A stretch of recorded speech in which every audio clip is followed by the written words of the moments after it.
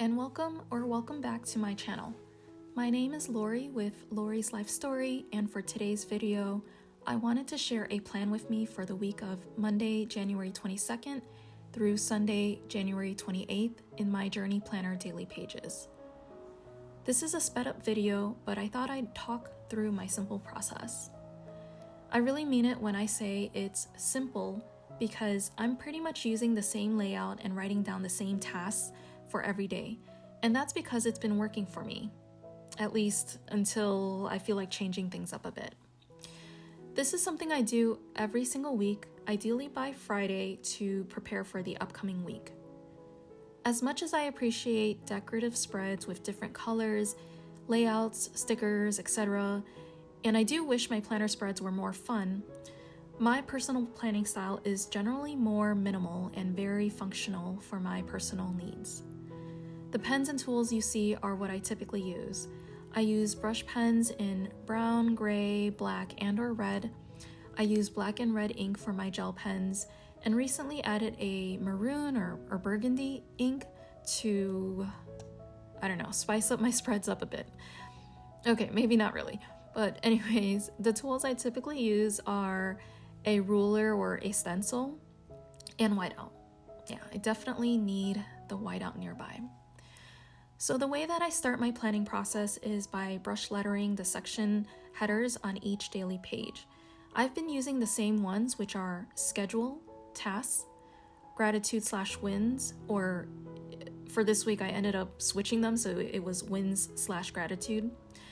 And you'll see this later when I remember to add it, but I've been including a separate LLS section for my Lori's Life Story content. Something to note is that Saturdays and Sundays share a page in this planner, which is something I've still been trying to get used to. So I just write a today header for the weekends given the smaller real estate. The next thing I do is go back to Monday and write in the time slots under the schedule section. Depending on how I feel, I may do that for the rest of the daily spreads and then go back to Monday to use my stencil. In this case, after I wrote out the 5 a.m. to 12 a.m. time slots for Monday, I just went ahead and grabbed my Hobonichi basic stencil and drew a dividing line with the straight edge to separate the schedule and tasks sections. I then used the stencil to draw checkboxes under tasks and a heart under the gratitude/wins or wins/gratitude section. For that bottom section, I use a heart for gratitude and a star for any wins. Even though the day hasn't happened yet, I still draw in a heart first because I do try to find at least one thing to be grateful for every day.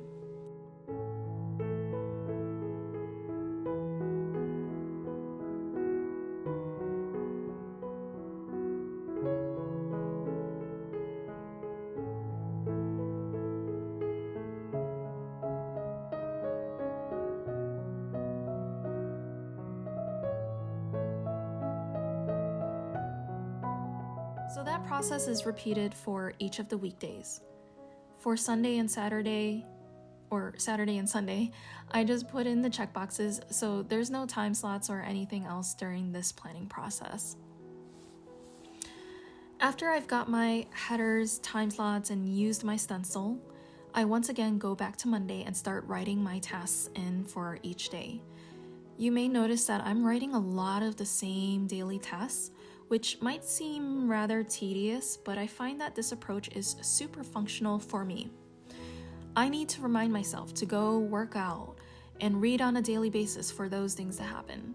I also need to remind myself to go update my habit tracker, which is in a different section of this planner, and just go through my planner process. Otherwise, I may skip a day and be filled with so much regret.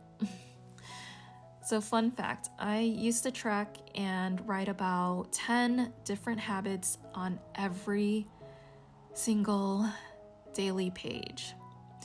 I enjoyed writing it all out, but as you can imagine, it just got to be too much to be doing every single day. For weekends, I tend to not write any tasks that early on and leave them as blank checkboxes until we get closer to those dates.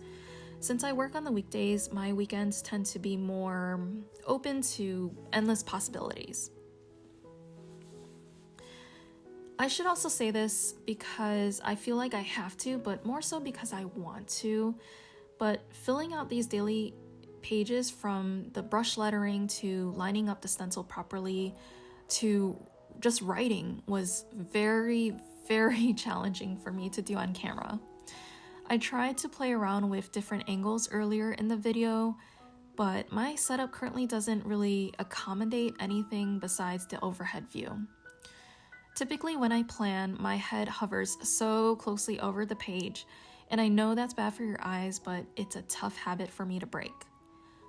So to avoid my head getting in the way of the camera, I had to kind of sacrifice my handwriting a bit and lean back. But maybe filming this plan with me was actually a blessing in disguise. Anyways, let me know if you do that too, where you tend to lean closely into the page or wherever you're writing on. And also let me know if you can or cannot tell if my planning process was shaky or awkward if I didn't say anything, or that my handwriting is crooked. I know we tend to be our own worst critics, so it could just be me. I don't know. Anyways, not to ramble too much, but my planning process is mostly done. There are certain routines planned on the same day each week that I'll make a note of. For example, Mondays are trash and recycle pickup days, and I try to reserve Thursdays for laundry day.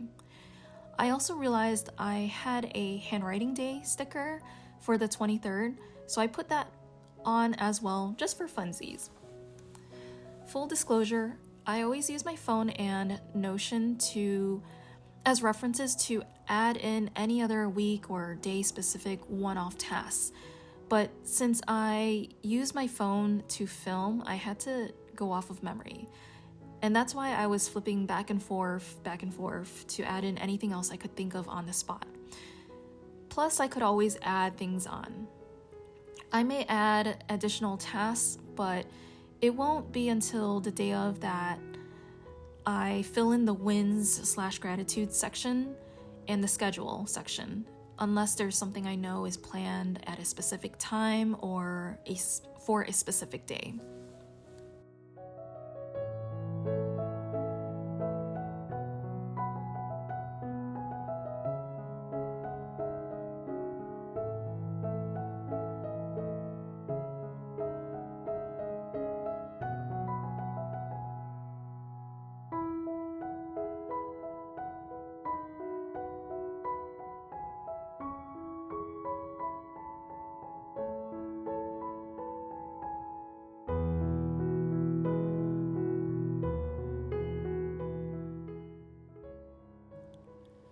At the end, here is a final flip through of my daily pages. Again, I hope my writing wasn't too awful. I also hope you enjoyed this video, and if so, please give it a thumbs up and consider subscribing to my channel. Also, feel free to leave a comment and let me know what you think of this video with a sped up plan with me and voiceover. I would love to hear from you. Until my next one, remember to be kind, be brave, and do something for you today.